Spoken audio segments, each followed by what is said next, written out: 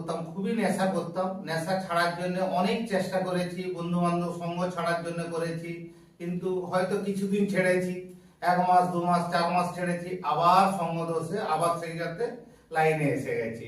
তো সেইভাবে আমি একটাই চিন্তা করলাম যে নেশা যদি ছাড়তে হয় আমাকে কোনো একটা সঙ্গ নিতে হবে। তো সেই সঙ্গটা আমি ব্রহ্মকুমারীর সৎসঙ্গ থেকে আমি এটা পেয়েছি।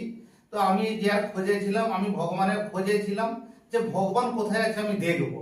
তো সেই সুবিধে আমি বাবার সঙ্গ পেয়ে যে যথেষ্ট যেন আমি জানলাম যে আমি ভগবানের যেটার আমি খোঁজে ছিলাম আমি সেই খোঁজটা পেয়ে গেছি।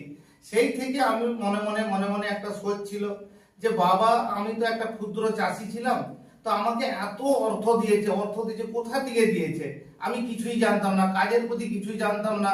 যেই কাজে হাত দিই কাজ আমার সফল হয়ে যায়, তো সফল কিভাবে আমি সেটা নিজেই জানি না। তো না